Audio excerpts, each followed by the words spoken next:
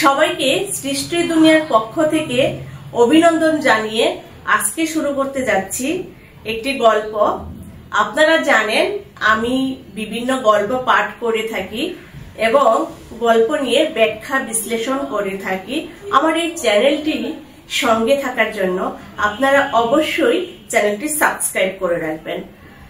বিশ্বকবি রবীন্দ্রনাথ ঠাকুর ছোট গল্পের জনক হিসেবেই তিনি অত্যধিক পরিচিত। বিশ্বকবি রবীন্দ্রনাথ ঠাকুরের এই ছোট গল্প আজকে আমি ব্যাখ্যা বিশ্লেষণ করে বিশ্বকবি রবীন্দ্রনাথ ঠাকুরের ছোট গল্প নষ্ট নীর নিয়ে আজ আমার আলোচ্য বিষয়। নষ্ট নীর গল্পটি বাংলা সাহিত্য নিয়ে যারা পড়ছেন তাদের পাঠ্য। আশা করি আপনারা এই গল্পটি শোনার মধ্য দিয়ে আপনারা কিছুটা হলেও আঁচ করতে পারবেন। নষ্ট নীর, নীর মানে বাসা, নষ্ট মানে শেষ হয়ে যাওয়া, পচে যাওয়া, গলে যাওয়া, কিংবা যে কোনো কিছু। এটা বলি না, মানুষটা পচে গিয়েছে, মানুষের চিন্তা পচে গিয়েছে, কিংবা সমাজটা পচে গিয়েছে, কিংবা জিনিসটা পচে গিয়েছে। এই রবীন্দ্রনাথ ঠাকুরের গল্পের নামটি কেন নষ্ট নীর হলো সেটি কিন্তু আজকে আমার আলোচ্য বিষয়। এই গল্পের প্রধান চরিত্র তিনটি: ধ্রুপদী, অমল এবং চারু। এই তিনটি গল্পই প্রধান, এই তিনটি চরিত্রই এই গল্পের প্রধান। এই চরিত্রগুলোকে আলাদা আলাদা ভাবে ব্যাখ্যা বিশ্লেষণ করেই আজকে আপনাদের সঙ্গে আমি থাকবো। প্রথমত, ধ্রুপদী এবং চারু, ওদের একটা স্বামী স্ত্রীর সম্পর্ক। এরা দুজনই খুব সুন্দর, স্বাভাবিক, সচ্ছল জীবনযাপন করছে।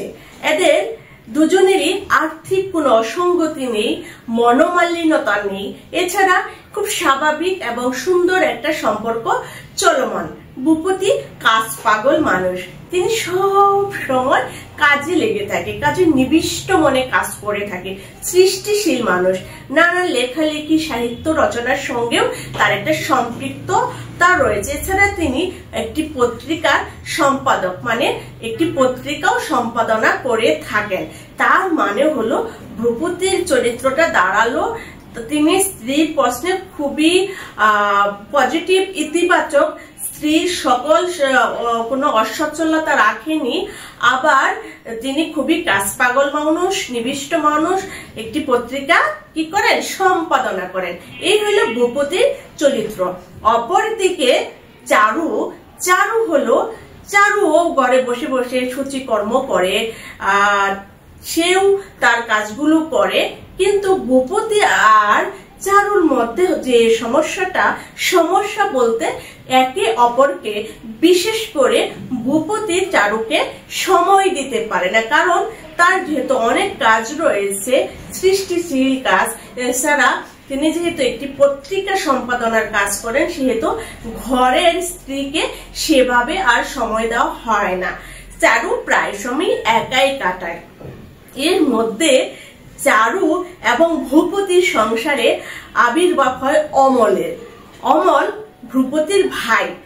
অমল আসাতে যেন চারুর সংসারে চারু একজন মানুষ পেল, যে মানুষটার সঙ্গে ইচ্ছে করলে আড্ডা দেওয়া যায়, গল্প করা যায়, একসঙ্গে বসে খাওয়া যায়, নানান বিষয়ে আলোচনা সমালোচনা করা যায়। আবার অমলের বৈশিষ্ট্য হলো সৃষ্টিশীল বৈশিষ্ট্য। অমল কবিতা লিখে, গল্প লিখে, বিভিন্ন বিষয়ে লেখালেখি করে। অমলের যে সৃষ্টি, অমলের যে গল্প, সেগুলোর একমাত্র শ্রোতা হলো চারু খুব মনোযোগ দিয়ে সেগুলো পাঠ করে এবং সেগুলোর সমালোচনা বা আলোচনা অমলকে জানায়। এগুলো দেখে ধ্রুপদীর ভালোই লাগে যে তার স্ত্রীকে সে তো সময় দিতে পারেনি, স্ত্রী বেশ নিঃসঙ্গ সময় কাটাচ্ছিল। এর মধ্যে অমলের আবির্ভাব, অমলের সঙ্গে তার স্ত্রীর একটা সুন্দর সম্পর্ক এবং বৌদির সঙ্গে যে সম্পর্ক খুবই ভালো, তারা হাসছে, এতে তাদের গল্পকারের লুক পেয়েছে।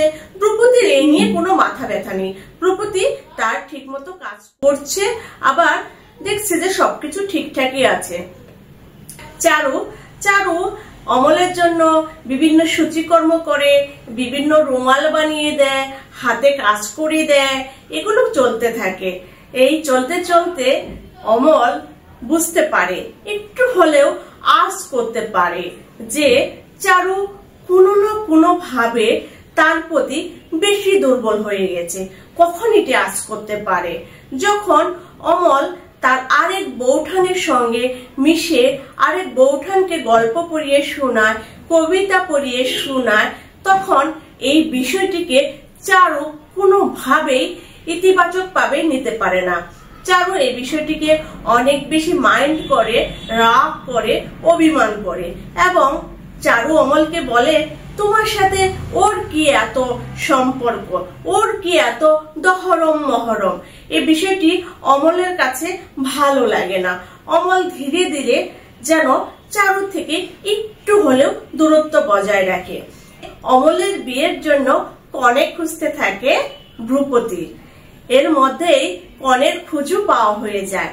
যখন সেই কনের বাপ ভ্রুপতিকে জানায় যে অমলকে বাইরে পাঠিয়ে দিবে পড়াশোনার জন্য, তখন অমল রাজি হয়। অমল সেটি লুফে নেয় যে তার হবু শ্বশুর তাকে বাইরে পাঠিয়ে দিবে। কিন্তু এই যে বিষয়, প্রথমে তো হইলো যে অমলের আবির্ভাব, এরপর অমলের সঙ্গে চারুর একটা খুবই বন্ধুত্বপূর্ণ সম্পর্ক, বন্ধুত্ব সম্পর্ক থেকেই তো একটা গভীরতা সম্পর্ক তৈরি হয়। এরপর সেখানে অমল বুঝতে পারা এবং অমলের অন্য কোনো কারোর সাথে কথা বলা কিংবা অন্য কারোর সাথে শেয়ারিং বিষয়টাকে চারু ইতিবাচক ভাবে নিতে না পারা, এরপর বিয়ের সম্পর্ক আসে। এরপর অমল চলে যাবে, অমল চলে যাবে এ কথা যেন চারু কোনোভাবেই মানতে না পারে। চারু মানতে পারে না এবং চারু এখানে বসে কান্না করে, ওখানে বসে কান্না করে, ঠিক মতো খায় না, ঠিক মতো কোনো কিছুরই খোঁজ খবর রাখে না। এই বিষয়টি অমল এবং ভ্রুপতি দুজনের কাছে আসলে খুবই দৃষ্টিকটু হয়ে দাঁড়ায়। এর মধ্যেই অমল চলে যায় বিদেশে পড়াশোনা করার জন্য।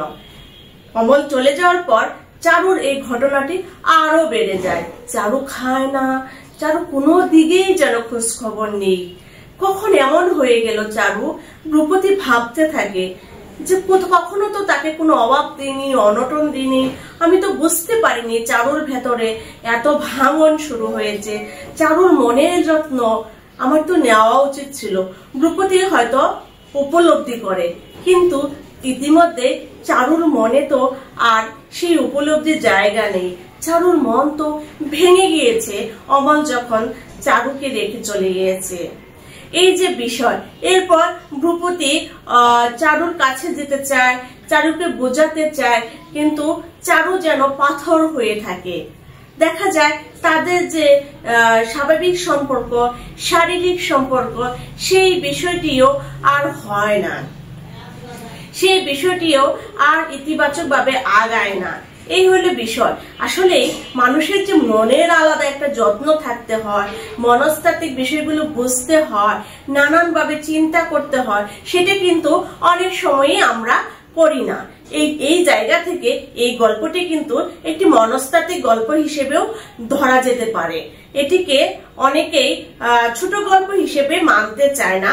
অনেকেই বলে থাকে ছোট গল্পের এত বড় আকার হবে, কিন্তু এটা কিন্তু আসলেই ছোট গল্প, কিন্তু মনস্তাত্ত্বিক গল্পে ভরপুর, যেখানে মনের যত্নের কথা বুঝবেন আপনি যদি ভালোভাবে পড়েন এবং এর ভেতরকে উপলব্ধি করেন, তাহলে বুঝবেন যে এখানে মূলত বলা হয়ে। এরপর যেটি হলো যে ভূপতি সিদ্ধান্ত নিল এই মনহীন সম্পর্ক টিকিয়ে রাখার তো কোনো দরকার নেই, যেখানে প্রেম নেই, আবেগ নেই, অনুভূতি নেই, ভালোবাসা নেই, একে অপরের প্রতি টান নেই, মায়া নেই, এই সম্পর্ক টিকিয়ে রাখার কোনো দরকার নেই। ভূপতি চিন্তা করে যে চলে যাবে। ভ্রুপতির ইতিমধ্যে চাকরি চলে গিয়েছে। ভ্রুপতি কিন্তু এই চাকরি চলে যাওয়ার পরই বেশি করে স্ত্রীকে সময় দিতে চেয়েছে, কিন্তু ইতিমধ্যে যে স্ত্রী অন্যদিকে ধাবিত হয়েছে, অন্য প্রেমে জড়িয়ে পড়েছে, এটা ভ্রুপতির চিন্তাও ছিল না। যাই হোক, ভ্রুপতি যখন চিন্তা করে যে তাকে রেখে চলে যাবে, তখন চারু বলে আমাকে নিয়ে যাও। কিন্তু তখন আর ভূপতি সেই অনুভূতি জাগে না যে মানুষটি আমাকে সহ্য করতে পারে না, যে মানুষটি আমাকে মনে করতেছে তার জন্য আমি বোঝা, কিংবা তার জন্য আমি ইতিবাচক কোনো কিছু করতে পারছি না, বন্ধুত্বপূর্ণ সম্পর্ক নাই, স্বামী স্ত্রী যে মায়াবন্ধন সেটি নাই, তাহলে কেন চারুকে সঙ্গে নিয়ে যাবে? এই যে গল্পের বিষয়, তাহলে এই থেকে উপলব্ধি করতে পারি যে আমরা এখানে কয়েকটি ব্যাখ্যা কিন্তু টানতে, বড় প্রশ্নের ক্ষেত্রে আমরা যেটি করব যে প্রথমে একটা নষ্ট নীর কেন, এটা আমরা ব্যাখ্যা টানবো যে নষ্ট, দেখুন কিভাবে নষ্ট নীর হলো, যে ভূপতি এবং যে চারু যে একটা বন্ধুত্ব প্রেমমূলক সম্পর্ক, সুন্দর সচ্ছল সম্পর্ক, সেটা ধীরে ধীরে কিভাবে নষ্টের দিকে চলে যায়, মানে নষ্ট বাসাটা নষ্ট হয়ে গিয়েছে, নীরে ফেরার আর তারা নাই, চারুর নীরে ফেরার ভূপতির কোনো তারা নাই, কারণ সেই নীরটা আর তার নাই। এই বিষয়টা দিয়ে আপনি যদি প্রথমে টানেন যে নষ্ট নীর, রবীন্দ্রনাথ ঠাকুরের ছোট গল্প নাম নষ্ট নীর, কেন নষ্ট নীর, এই যে একটু ব্যাখ্যা দিলেন, আপনারা সবাই এটা দিতে পারবেন যে নষ্ট নীর কেন হলো। এরপরে আপনি এটা তিনটা চরিত্রকে আলাদা আলাদাভাবে ব্যাখ্যা করলেন, তিনটা চরিত্র আলাদা আলাদা ব্যাখ্যা করার পরে যেটি করা যাবে যে এখানে ভূপতি একজন কাজ পাগল মানুষ, সবসময় কাজে ব্যস্ত থাকে এবং সৃষ্টিশীল মানুষ, অপরদিকে যে নারীর যে মনস্তাত্ত্বিক ব্যাখ্যা, নারীর ভেতরে যে চিন্তা, প্রত্যেকটা মানুষের যে মনের যত্ন নেওয়া উচিত, সেই ব্যাখ্যাটা টানতে হবে। এবং অমলের চলে যাওয়া, বিদেশে চলে যাওয়া, এই যে নানান দিক থেকে যদি ব্যাখ্যা টানা যায় এবং ভেতর থেকে উপলব্ধি করা যায়, উপসংহারে গিয়ে আমরা যদি বলতে পারি যে আসলে নষ্ট নেই যাতে না হয়, সেজন্য আমাদের পরিবার সংসার যে কোনো কিছুর প্রতি যত্নশীল হতে হবে, দায়িত্বশীল হতে হবে এবং কোনো কিছুকেই মনে করা যাবে না ও তো আছে, ও তো আমারই, ওকে আমাকে ছেড়ে চলে যাবে, এটা কোনো বন্ধুত্বের ক্ষেত্রেও না, প্রেমিক প্রেমিকার ক্ষেত্রেও না, এবং স্বামী স্ত্রী কারোর ক্ষেত্রে এই অবহেলা রাখা যাবে না। এটি হলো নষ্ট নীর গল্পের বিষয়, যে কারোর প্রতি ন্যূনতম অবহেলা কিংবা ন্যূনতম দায়িত্বহীনতার পরিচয় দেওয়া যাবে না। তাহলে কে কখন কার মায়া থেকে দূরে সরে যায় সেটি কিন্তু বোঝা যায় না, সেটি কিন্তু আগে থেকে আঁচ করা যায় না। সুতরাং একে অপরের প্রতি দায়িত্বশীল হন, যত্নশীল হন, তাহলে দেখবেন সম্পর্কগুলো আরো সুন্দর হবে, মজবুত হবে। আশা করি গল্পটি ভালো লাগবে, আমাদের সঙ্গেই থাকবেন, আমাদের চ্যানেলের সঙ্গেই থাকবেন। সবাইকে অনেক অনেক শুভকামনা।